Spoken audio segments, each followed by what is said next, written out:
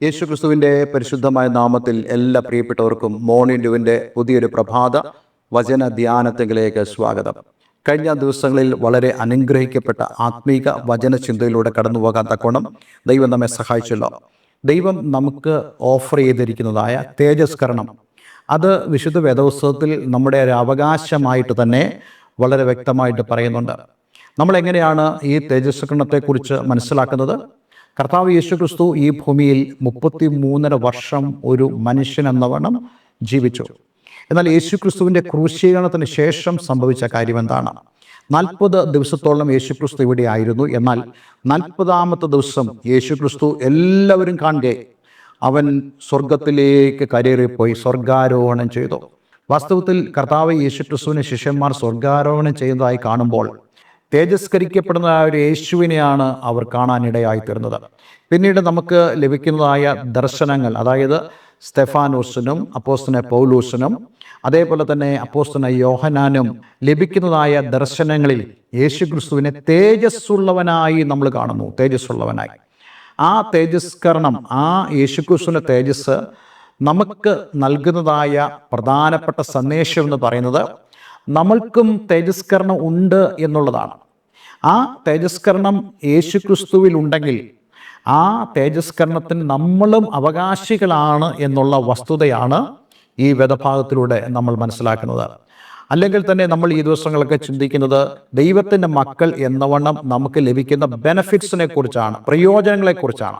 ആ പ്രയോജനം നമുക്ക് ലഭിക്കണമെങ്കിൽ നാം എന്താണ് ചെയ്യേണ്ടത്? യേശുക്രിസ്തുവിൽ എന്താണ് നമ്മൾ കണ്ടത്? യേശുക്രിസ്തുവിനെ ആ 33.5 തിരുവയസ്സ് വരെ, പ്രത്യേകിച്ച് നമുക്ക് കൂടുതലായി അറിയാൻ സാധിക്കുന്നത് യേശുക്രിസ്തുവിൻ്റെ 3.5 വർഷത്തെ ആ ശുശ്രൂഷയുടെ കാലഘട്ടത്തെക്കുറിച്ചാണ്. ആ കാലഘട്ടത്തിൽ കർത്താവ് യേശുക്രിസ്തുവിനെ നമ്മൾ കാണുന്നത് എങ്ങനെയാണ്? ഒരു ആർഭാട ജീവിതം നയിക്കുന്ന ഒരു മശിഹയായിട്ടല്ല നമുക്ക് കാണാൻ സാധിക്കുന്നത്. കഷ്ടതയുടെ ആഴങ്ങളിലേക്ക് കടന്നു പോകുന്നതായ യേശു, അതേ പലപ്പോഴും ദാഹിക്കുന്നവനായിരുന്നവൻ, അതേ പലപ്പോഴും വിശന്നു വലഞ്ഞവനായിരിക്കുന്നവൻ, അതേ വിശുദ്ധ വേദപുസ്തകത്തിൽ നമ്മൾ കാണുന്ന പോലെ രോഗം ശീലിച്ചവനായിരുന്നവൻ, ആ യേശുക്രിസ്തുവിനെയാണ് നമുക്ക് കാണാൻ സാധിക്കുന്നത്. ഒരുപക്ഷെ നമ്മൾ ചോദിക്കുമായിരിക്കും, ഈ ഉന്നതനായ ദൈവത്തിൻ്റെ ആ ദാസരൂപം എടുത്തതായ പുത്രൻ, ആ യേശുക്രിസ്തു ഈ ലോകത്തിൽ ഒരു ആഡംബര ജീവിതം നയിച്ചിരുന്നെങ്കിൽ? എന്നാൽ യേശുക്രിസ്തു വന്നത് ഒരു ആഡംബര ജീവിതം നയിക്കാനല്ല.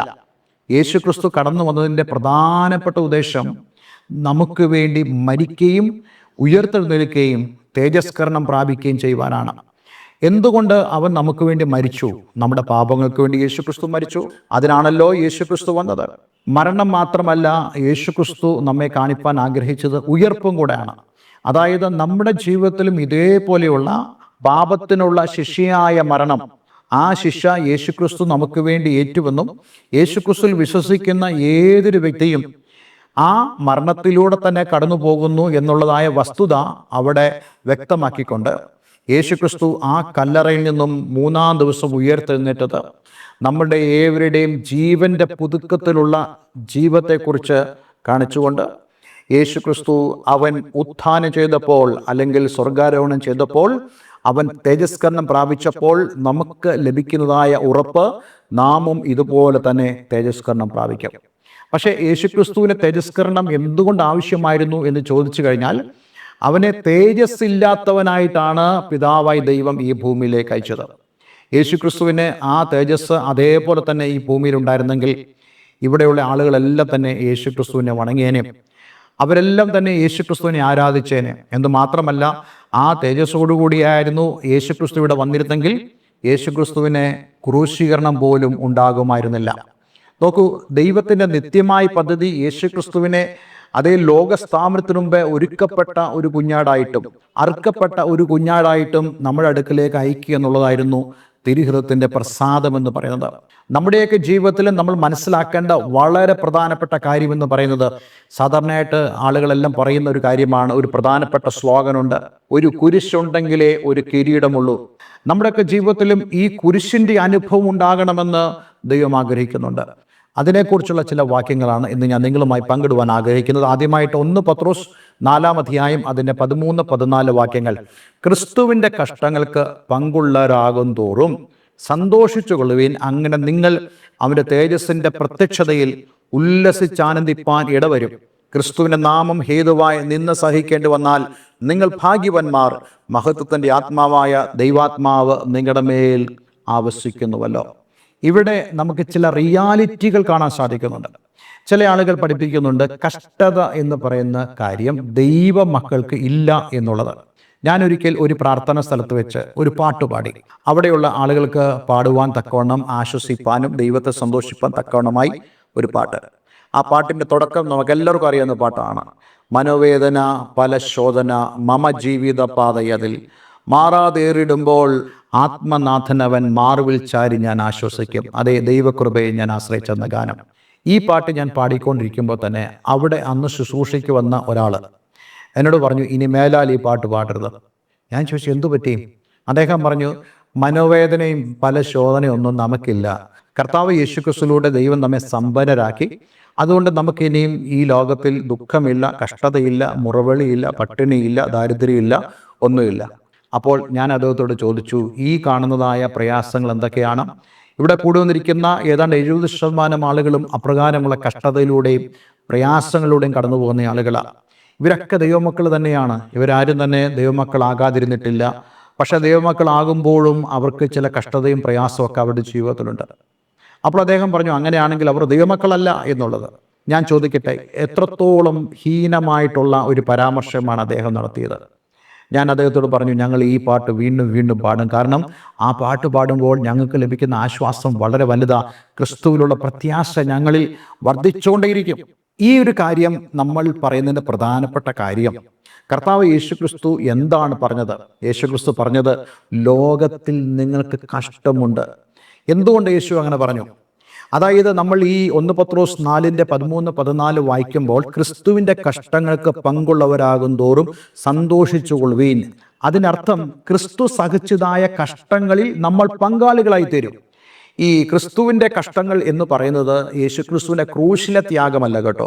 ആ ഒരു മരണമോ അല്ലെങ്കിൽ ആ ക്രൂശിലെ യേശുക്രിസ്തുവിൻ്റെ കഷ്ടതയൊന്നും നമ്മൾ സഹിക്കേണ്ടി വരില്ല. കാരണം നമ്മൾ സഹിക്കാനിരുന്ന കഷ്ടതയാണ് യേശുക്രിസ്തു അവിടെ നമുക്ക് വേണ്ടി പൂരിപ്പിച്ചത്. അതുകൊണ്ട് നമ്മൾ ആരും ക്രൂശിലെ കഷ്ടങ്ങൾക്ക് പങ്കാളികളാകില്ല. എന്നാൽ യേശുക്രിസ്തു ഈ ഭൂമിയിൽ വന്നപ്പോൾ തൻ്റെ ജീവിതത്തിലുടനീളം താൻ സഹിച്ചതായ കഷ്ടങ്ങളിൽ നമ്മൾ പങ്കുള്ളവരായി തീരുമെന്ന് വിശുദ്ധ വേദപുസ്തകം വളരെ വ്യക്തമായി നമ്മോട് പറയുന്നു. അപ്പോൾ നമ്മളൊക്കെ ചോദിക്കുന്ന ഒരു കാര്യമാണ്, അങ്ങനെയാണെങ്കിൽ ക്രിസ്തുവിൻ്റെ കഷ്ടങ്ങൾ നമുക്ക് സംഭവിക്കുമെങ്കിൽ ക്രിസ്തീയ ജീവിതത്തിൻ്റെ ഭാഗ്യ പദവി എന്താണ്? ക്രിസ്തു ജീവിതത്തിൻ്റെ ഭാഗ്യ പദവി എന്ന് പറയുന്നത് കഷ്ടതയെക്കുറിച്ചല്ല നമ്മൾ പറയുന്നത്. ക്രിസ്തു ജീവിതത്തിൻ്റെ ഭാഗ്യ പദവി എന്ന് പറയുന്നത് ഈ ലോകത്തിൽ നമ്മൾ അനുഭവിക്കാൻ പോകുന്ന സമാധാനം, സന്തോഷം, പരിശുദ്ധാത്മാവിലുള്ള സമാധാനം, സന്തോഷം. ദൈവത്തിൻ്റെ രാജ്യം ഭക്ഷണമല്ല, പാനീയമല്ല, നീതിയും സമാധാനവും പരിശുദ്ധാത്മാവിലുള്ള സന്തോഷം തന്നെയാണ്. എന്നാൽ ആ സന്തോഷത്തിൻ്റെ പൂർണ്ണത ഇന്നലെ നമ്മൾ കേട്ടതുപോലെ നമ്മൾ അനുഭവിക്കുന്നത് നമുക്ക് തേജസ്കരണം ലഭിക്കുമ്പോഴാണ്. അത് നമുക്ക് ലഭിക്കുന്നത് ഈ ഭൂമിയിലല്ല, മറിച്ച് നമ്മളെല്ലാവരും ആ നിത്യതയിൽ ചെല്ലുമ്പോൾ ആ തേജസ്സിൻ്റെ അനുഭവത്തിലേക്ക് നമുക്ക് കടന്നു വരാൻ സാധിക്കും. യേശുക്രിസ്തു ഈ ഭൂമിയിൽ ഉണ്ടായിരുന്ന സമയത്ത് അവൻ തേജസ്കരിക്കപ്പെട്ടില്ല. പക്ഷേ യേശുക്രിസ്തു അതേ തൻ്റെ ദൗത്യം പൂർത്തീകരിച്ച് തൻ്റെ ഭവനത്തിലേക്ക് മടങ്ങിപ്പോകുമ്പോൾ ആ ലക്ഷ്യം യേശുക്രിസ്തു പൂർത്തീകരിക്കാനിടയായി തീർന്നു. അവൻ തേജസ്കരിക്കപ്പെടുകയും ചെയ്തു. അതുകൊണ്ട് അപ്പോസ്തലനായ പൗലോസാകട്ടെ, സ്തെഫാനോസ് ആകട്ടെ, അതേ മറ്റ് ദൈവദാസന്മാരാകട്ടെ, യോഹന്നാനാകട്ടെ, അവരെല്ലാവരും ദർശനത്തിൽ അതേ വ്യക്തമായി കണ്ടത് തേജസ്കരിക്കപ്പെട്ട യേശുക്രിസ്തുവിനെയാണ്. അതേ വീണ്ടും ആ തേജസ്സോടുകൂടെ അവൻ കടന്നു വരുന്നതായൊരു സന്ദർഭമുണ്ട്. യേശുക്രിസ്തു ഇനി വരുന്നത് തേജസ് ഇല്ലാതെയല്ല, അവൻ തേജസ്സോടുകൂടിയാണ് വരുന്നത്. അതുകൊണ്ടാണല്ലോ നമുക്ക് വിശുദ്ധ വേദപുസ്തകത്തിൽ വായിക്കാൻ കഴിയുന്നത്, മനുഷ്യപുത്രൻ അവനെ തേജസ്സോടുകൂടി വരുന്ന നാളിൽ ആ തേജസ്സോടുകൂടെ തന്നെ അവൻ കടന്നു വരാനിടയായിത്തീരും. അങ്ങനെയാണെങ്കിൽ ആ തേജസ്കരണം എന്ന് പറയുന്നത് നമ്മളുടെയും കൂടെ ഭാഗ്യപദവിയാണ്. പക്ഷേ ആ തേജസ്കരണം പ്രാപിക്കണമെങ്കിൽ നമ്മൾ ക്രിസ്തുവിൻ്റെ കഷ്ടങ്ങളിൽ പങ്കുള്ളവരായി തീരണം. ഇന്ന് നമ്മളുടെ പ്രാർത്ഥന എന്താ? ഈ കഷ്ടങ്ങളിൽ നമ്മൾ പെടാതിരിക്കാൻ വേണ്ടിയാണ് പ്രാർത്ഥിക്കുന്നത്. പക്ഷെ അങ്ങനെയല്ല പ്രാർത്ഥിക്കേണ്ടത്. ഈ കഷ്ടങ്ങളിൽ പങ്കുകാരായി തീരുവാൻ നമ്മൾ പ്രാർത്ഥിക്കണം. എന്ന് മാത്രമല്ല, ഈ കഷ്ടങ്ങളുടെ നടുവിൽ നമുക്ക് സന്തോഷിക്കുവാൻ സാധിക്കണം. ഇത് സംബന്ധിച്ചുള്ള ചിന്തകളായിരിക്കും നമ്മൾ അടുത്ത ദിവസങ്ങളിൽ മുന്നോട്ട് കൊണ്ടുപോകാൻ ആഗ്രഹിക്കുന്നത്. കാരണം ഇത് വളരെയധികം പ്രധാനപ്പെട്ട ഒരു സന്ദേശമാണ്. ഇന്ന് അനേക ആളുകളും കഷ്ടതയുടെ അനുഭവത്തിലൂടെ കടന്നു പോകുന്നുണ്ട്. പലരും ചിന്തിക്കുന്നു, കർത്താവ് യേശുക്രിസ്തുവിനെ അനുഗമിക്കാൻ തീരുമാനിച്ചാൽ ഞങ്ങളുടെ കഷ്ടതകളെല്ലാം മാറും എന്നുള്ളത്. പല സുവിശേഷകന്മാരും അനേകരോട് സുവിശേഷം പറയുമ്പോൾ, നിങ്ങൾ കർത്താവിൻ്റെ അടുക്കിലേക്ക് കടന്നു വന്നു കഴിഞ്ഞാൽ നിങ്ങളുടെ അവസ്ഥയെല്ലാം മാറും, നിങ്ങൾ പുതിയ വീട് വയ്ക്കും, നിങ്ങൾ പുതിയ വാഹനം വാങ്ങിക്കും, നിങ്ങളുടെ കുഞ്ഞുങ്ങൾക്ക് നല്ല വിദ്യാഭ്യാസം ഉണ്ടാകും, നിങ്ങൾക്ക് നല്ല ആരോഗ്യമുണ്ടാകും എന്നുള്ള കാര്യങ്ങളൊക്കെ പറഞ്ഞ് വളരെയധികം പ്രലോഭിപ്പിക്കാറുണ്ട്. ഞാൻ ആ വാക്ക് പറയുന്നതിൽ നിങ്ങൾ എന്നോട് ക്ഷമിക്കണം. പക്ഷേ നമ്മൾ ഒരു വ്യക്തിയെ കർത്താവിലേക്ക് നയിക്കുമ്പോൾ ഇപ്രകാരമുള്ള മോഹനസുന്ദര വാഗ്ദാനങ്ങളൊന്നും കൊടുക്കാൻ പാടില്ല. കാരണം വാഗ്ദത്തം ദൈവമാണ് ചെയ്യുന്നത്, ദൈവത്തിൻ്റെതാണ് വാഗ്ദത്തം. നമ്മളോട് കർത്താവ് പറയാൻ പറഞ്ഞത് സുവിശേഷം മാത്രമാണ്. യേശുക്രിസ്തു ക്രൂശിൽ ചെയ്തതായ ആ പ്രവൃത്തിയെ വർണ്ണിച്ചുകൊണ്ട് അത് നിങ്ങൾക്ക് വേണ്ടി ആകുന്നു എന്ന് പറയാനുള്ള സന്ദേശമാണ് ദൈവം നമ്മെ ഏൽപ്പിച്ചിരിക്കുന്നത്. ആ സന്ദേശം നമ്മൾ പറയുമ്പോൾ അതിനകത്ത് പ്രോസ്പെരിറ്റി ഇല്ല, അതിനകത്ത് അഭിവൃദ്ധിയുടെ സുവിശേഷമില്ല. മറിച്ച് അതിനകത്തേക്ക് നമ്മൾ ആളുകളെ വിളിക്കുമ്പോൾ അവരോട് പറയുന്നത് രക്ഷയുടെ സന്ദേശമാണ്, രക്ഷയുടെ സുവിശേഷമാണ്. ആത്യന്തികമായി ആത്മരക്ഷയ്ക്കാണ് അവിടെ പ്രാധാന്യം.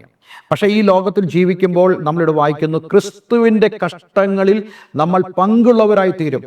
അതുകൊണ്ടാണല്ലോ യേശുക്രിസ്തു പറഞ്ഞത്, ലോകത്തിൽ നിങ്ങൾക്ക് കഷ്ടമുണ്ട് എങ്കിലും ധൈര്യപ്പെടുവീൻ, ഞാൻ ലോകത്തെ ജയിച്ചിരിക്കുന്നു. നമുക്ക് വേണ്ടത് ധൈര്യമാണ്.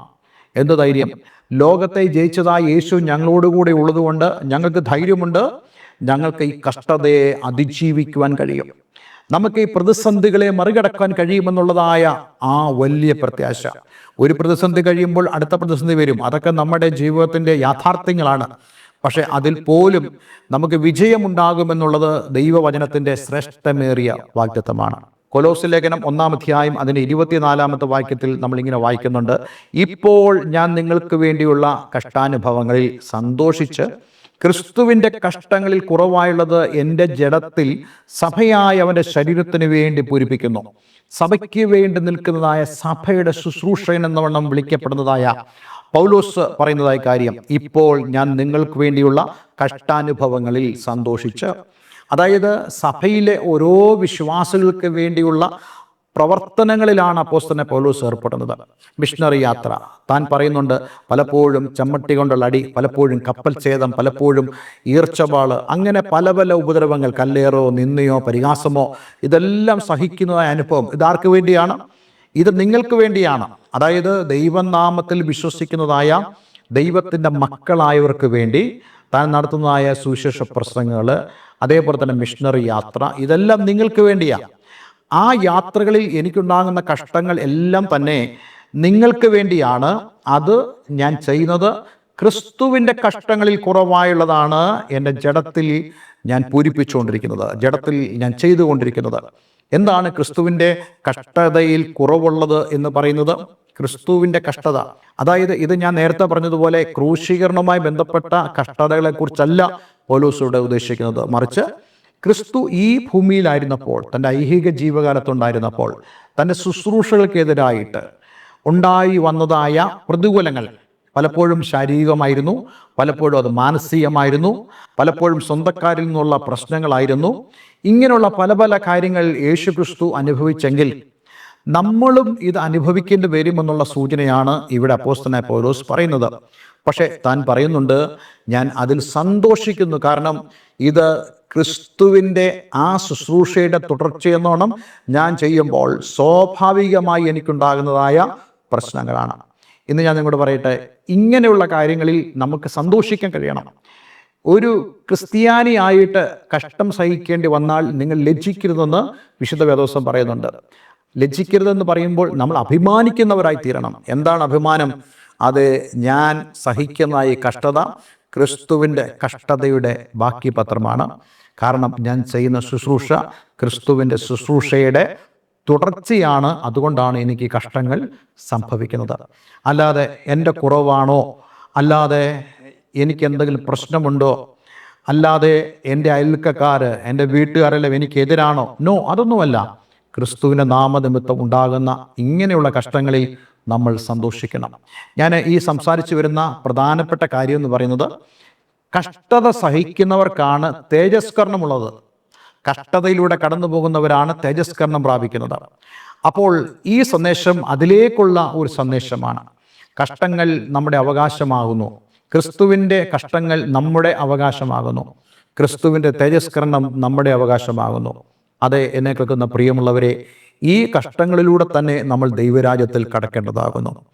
ഞാൻ നിങ്ങളോട് പറയുന്നത് നിങ്ങൾ കഷ്ടത അനുഭവിക്കും, നിങ്ങൾ നശിച്ചു പോകുമെന്നൊന്നുമല്ല. മറിച്ച് കഷ്ടത നമ്മുടെ ജീവിതത്തിന് സന്തോഷമായി എണ്ണുവാൻ തക്കവണ്ണം ദൈവം നമ്മെ ബലപ്പെടുത്തുന്ന ഒരു സന്ദേശമായിട്ടാണ് ഈ സന്ദേശം ഞാൻ നിങ്ങളെ അറിയിക്കുന്നത്. ദൈവം അനുവദിച്ചാൽ അടുത്ത ദിവസം നമ്മൾ ഇതിൻ്റെ ബാക്കിയായിട്ടുള്ള ചിന്തയിലേക്ക് കടക്കുന്നതാണ്. എന്നാൽ ഇന്ന് നമുക്ക് നമ്മെ തന്നെ ഒന്ന് സമർപ്പിച്ച് പ്രാർത്ഥിക്കാം. കർത്താവായ യേശുക്രിസ്തുവിൻ്റെ കഷ്ടങ്ങളെ നമ്മുടെ ജഡത്തിൽ ഈ ഭൂമിയിലായിരിക്കുമ്പോൾ നമ്മൾ പൂരിപ്പിക്കണം. എങ്ങനെ? സന്തോഷത്തോടുകൂടെ പൂരിപ്പിക്കണം. ഇത് എൻ്റേതായിട്ടുള്ള കഷ്ടതയായിട്ട് നമ്മൾ എടുക്കണ്ട, നിങ്ങളുടേതായിട്ടുള്ള കഷ്ടതയായിട്ട് എടുക്കണ്ട. മറിച്ച് ക്രിസ്തുവിൻ്റെ കഷ്ടങ്ങളെ ഞാൻ എൻ്റെ ശരീരത്തിൽ പൂരിപ്പിക്കുന്നെന്ന് നമുക്ക് പറയുവാൻ സാധിക്കും. അതിനുവേണ്ടി നമുക്ക് നമ്മെ തന്നെ സമർപ്പിക്കാൻ കഴിയുമാറാകട്ടെ. ഒരു വാക്ക് നമുക്ക് പ്രാർത്ഥിക്കാം. സ്വർഗീയ പിതാവേ, ഇന്ന് ഞങ്ങളെ കേൾപ്പിച്ച വളരെ മനോഹരമായ സന്ദേശത്തിനായി സ്തോത്രം. കർത്താവേ, ഞങ്ങൾക്ക് മക്കളെന്നുള്ള നിലയിൽ ദൈവത്തിന് ഞങ്ങൾ അവകാശികളും ക്രിസ്തുവിന് കൂട്ടവകാശികളും. ക്രിസ്തു തേജസ്കരണം പ്രാപിച്ചെങ്കിൽ ക്രിസ്തുവിൻ്റെ കഷ്ടങ്ങളായിരുന്നു അവനെ തേജസ്സിലേക്ക് നയിച്ചതെന്ന് ഞങ്ങൾ അറിയുന്നു. കർത്താവെ, ഞങ്ങളുടെ ജീവിതത്തിലും ക്രിസ്തുവിൻ്റെ ശുശ്രൂഷയുടെ ഭാഗമായ ശുശ്രൂഷ ഞങ്ങൾ ഏറ്റെടുത്ത് ചെയ്യുന്ന നിമിത്തം ഞങ്ങൾക്കും അപ്രകാരമുള്ള കഷ്ടത ഉണ്ടാകുമെന്ന് ഞങ്ങൾ അറിയുന്നു. ഞങ്ങൾക്ക് ശാരീരികവും മാനസികവും ഇങ്ങനെയുള്ള സകല മേഖലകളിലും അപ്രകാരമുള്ള ബുദ്ധിമുട്ടുകളും പ്രയാസവും ഉണ്ടാകുമെന്ന് അറിയുമ്പോൾ തന്നെ ഞങ്ങളുടെ കഷ്ടങ്ങളെല്ലാം മഹത്വമുള്ളതാക്കി മാറ്റുന്നതായൊരു കർത്താവുണ്ട്. അന്ത്യമോ മധുരമാകുന്നതായ അനുഭവമുണ്ട് എന്നുള്ളത് ഞങ്ങൾക്കിന്ന് ഈ വചനത്തിലൂടെ ബോധ്യമായി തീരുവാൻ തക്കണം ഇടയാക്കിയതിനായി സ്തോത്രം. ഈ വചനം കേൾക്കുന്ന ഏവരെയും ഞാൻ യേശുവിൻ്റെ നാമത്തിൽ അനുഗ്രഹിക്കുന്നു. പ്രാർത്ഥന കേട്ടതിനാൽ നന്ദി. യേശു ക്രിസ്തുവിൻ നാമത്തിൽ തന്നെ. ആമേൻ, ആമേൻ. ഇന്നത്തെ സന്ദേശം നിങ്ങളുടെ ജീവിതത്തിൽ വളരെ അനുഗ്രഹമായി തീർന്നു എന്ന് ഞാൻ വിശ്വസിക്കുന്നു. ദയവായി ഈ സ്ക്രീനിൽ കാണുന്ന ഫോൺ നമ്പറുകളിൽ ഞങ്ങളെ വിളിക്കുക. നിങ്ങൾക്ക് ആത്മീയമായ കൂട്ടായ്മയ്ക്ക് ആഗ്രഹമുണ്ടെങ്കിൽ അതിന് ഞങ്ങളെ വിളിക്കുക. അതേപോലെ തന്നെ നിങ്ങളുടെ ബൈബിൾ പരമായ സംശയങ്ങൾ, അതിൻ്റെ നിവാരണത്തിന് വേണ്ടി നിങ്ങൾക്ക് വിളിക്കാവുന്നതാണ്. പ്രത്യേകിച്ച് ഈ ദിവസങ്ങളിൽ നമ്മൾ സംസാരിക്കുന്ന വചനത്തിൻ്റെ അടിസ്ഥാനത്തിലുള്ള സംശയങ്ങൾ ആർക്കെങ്കിലും ഉണ്ടെങ്കിൽ നിങ്ങൾക്ക് ചോദിക്കാവുന്നതാണ്. എല്ലാവരും ദൈവം അനുഗ്രഹിക്കട്ടെ. വീണ്ടും നമുക്ക് ഒരുമിച്ച് കാണാം. God bless you all.